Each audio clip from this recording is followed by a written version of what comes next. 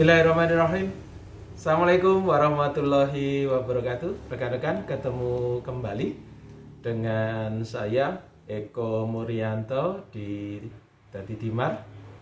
Saya berharap rekan-rekan seluruhnya saja yang menyaksikan konten Dadi Dimar senantiasa dirahmati oleh Allah, mendapat perlindungan dari Allah, dan apa yang menjadi tugas dan tanggung jawab penjenengan bisa dilaksanakan dengan baik. Allahumma amin. Masih di suasana isolasi mandiri rekan-rekan. Jadi sampai dengan hari ini saya masih isolasi. Kemudian saya juga mengikuti perkembangan situasi saat ini. Cukup memprihatinkan begitu, karena memang angka penderita COVID-19 semakin bertambah. Saudara-saudara kita yang mengalami seperti saya harus isolasi mandiri juga semakin bertambah. Apalagi dalam situasi PPKM darurat ini, berbagai permasalahan bisa muncul di lapangan. Saya berharap rekan-rekan seluruhnya bisa mengambil manfaat dari apa yang saya sampaikan ini. Karena memang beberapa saat yang lalu ada Pak Camat, Pak Lurah, Bu Lurah yang menghubungi saya menanyakan tentang penggunaan dana desa. Kemudian atas pertanyaan-pertanyaan itu kami melakukan pengkajian. Kemudian saya juga koordinasi dengan Pak Yasin, Kepala Dinas DPMD Provinsi Jawa Timur. Dengan situasi yang seperti ini, saya ingin menyampaikan beberapa hal rekan-rekan. Jadi situasi ini cukup memprihatinkan begitu bagi kita, karena memang banyak saudara-saudara kita yang harus melakukan isolasi mandiri, termasuk di wilayah saya di Kabupaten Magetan. Kemampuan pemerintah tentu saja terbatas, dan pemerintah desa diharapkan mengambil peran di sana. Kemudian tema kali ini adalah dana desa untuk penanganan COVID-19. Jadi saya kasih tema itu di Dadi Dimar menjawab saat ini. Jadi apakah boleh dana desa itu digunakan untuk kegiatan, serangkaian kegiatan untuk menangani COVID-19? Itu banyak pertanyaan seperti itu. Perlu saya sampaikan rekan-rekan bahwa sesuai hasil koordinasi kami dan hasil pencermatan peraturan perundang-undangan, turunannya cukup banyak. Ya, turunannya cukup banyak. Saya akan kupas intinya saja supaya penjenengan tidak bosan nantinya dan tidak terlalu lama. Yang pertama, dana desa boleh digunakan untuk kegiatan penanggulangan COVID dan dampaknya. Ya, di samping sudah ada BLTDD, kemudian kegiatan pendukung yang 8%. Nah, dari 8% ini bisa bertambah rekan-rekan. Artinya ketika desa menetapkan skala prioritasnya, keuangannya berkurang, itu boleh dilakukan. Yang pertama adalah dana desa boleh digunakan untuk membantu keluarga yang melaksanakan isolasi mandiri. Tentu saja dalam membantu ini penjenengan apa yang harus dilakukan dulu? Yang pertama adalah merubah APBDes, karena saya yakin pasti belum ada ketentuan yang mengatur ke arah sana. Artinya ketentuan yang mengatur ke arah sana itu penjenengan belum mengalokasikan anggaran untuk kegiatan yang tiba-tiba muncul di PPKM darurat ini. Dan ini untuk Bapak Ibu Camat di 18 kecamatan dan juga 207 desa, Bapak Ibu Kepala Desa di 207 desa di Kabupaten Magetan. Saya ingin menyampaikan yang pertama, review kembali APBDes penjenengan. Review kembali, kemudian segera lakukan PAK ketika terjadi hal-hal yang memang harus ditangani oleh desa. Jadi yang pertama pertanyaannya, Ketika isolasi mandiri seperti ini, bagaimana ketika ada keluarga yang tidak mampu, tidak masuk DTKS karena akibat isolasi ini dia tidak bisa bekerja, makannya bagaimana? Ini pemerintah desa boleh mengambil peran. Tentu saja penjenengan harus cek APBDes penjenengan. Sudahkah ada mata anggaran untuk membantu isolasi mandiri? Ketika isolasi mandirinya sudah ada, maka itu silahkan digunakan. Kalau belum ada, segera lakukan PAK, ya, segera lakukan PAK APBDes, kemudian baru dieksekusi.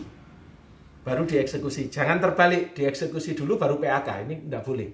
Jadi PAK ini harus segera. Nah, ketika PAK, karena ini melibatkan teman-teman saya yang ada di BPD, Bapak Ibu yang duduk di lembaga BPD, maka patuhi protokol kesehatan ketika penjenengan musyawarah. Ya, ketika musyawarah, lakukan protokol kesehatan dengan sangat ketat. Sekali lagi, dengan sangat ketat, dengan memperhatikan kaidah normatif yang berlaku. Jadi dana desa itu boleh digunakan nanti yang pertama untuk membantu isolasi mandiri. Kemudian yang kedua, ini sedang rame ini, di mana-mana kekurangan oksigen. Nah, pemerintah desa boleh mengambil peran untuk membeli tabung oksigen. Kemudian yang ketiga, karena banyak isolasi mandiri, baru saja kita banyak mendengar berita saudara yang kita kenal, kerabat kita yang kita kenal, hari ini tidak apa-apa, besok kena COVID, kemudian isolasi mandiri meninggal. Sementara tidak ada persiapan untuk penanggulangannya, contohnya untuk beli peti mati dan lain sebagainya. Maka itu boleh dianggarkan di dana desa. Jadi boleh untuk membantu isolasi, kemudian beli tabung oksigen, kemudian untuk kelengkapan untuk ngupokoro layon, merawat jenazah. Kemudian yang ketiga, boleh juga digunakan untuk membeli APD. Jadi pemerintah desa saya lihat seperti di beberapa desa sudah ada yang menyiapkan APD, tapi ada juga yang belum. Jadi boleh itu dana desa digunakan ke sana sesuai dengan hasil koordinasi saya dengan Kepala Dinas PMD Provinsi Jawa Timur. Jadi silahkan teman-teman itu dianggarkan, masukkan di dalam APBDes, kemudian baru dieksekusi. Pak, kalau segera bagaimana? Ya rapatnya segera. Musyawarah desanya segera dilakukan, kemudian penjenengan segera mengambil tindakan. Jadi jangan lupakan kewenangan yang ada di desa, kewenangannya yang diberikan oleh undang-undang kepada penjenengan Bapak Ibu Kepala Desa dan juga Bapak Ibu Camat. Ini saya mengingatkan kembali. Yang pertama adalah kewenangan mengatur, dan yang kedua adalah kewenangan mengurus masyarakat. Jadi kita cukup prihatin di tengah pandemi COVID-19 ini dan penerapan PPKM darurat yang diperpanjang ini, maka segera mengambil peran ke sana. Kemudian anggaran kalau tidak cukup, pakai skala prioritas. Saya perlu sampaikan bahwa dana desa tahap 2 sudah banyak yang cair, silahkan itu digunakan. Kemudian ambil skala prioritas rekan-rekan. Kegiatan-kegiatan apa yang menurut sifatnya itu bisa digeser terlebih dahulu. Artinya seandainya tahun 2021 ini tidak dilakukan dulu, itu masih bisa ditunda, itu silahkan. Ini mudah-mudahan membahani kita dalam pelaksanaan, dan karena masih isolasi, saking banyaknya pertanyaan, maka saya buatkan konten ini.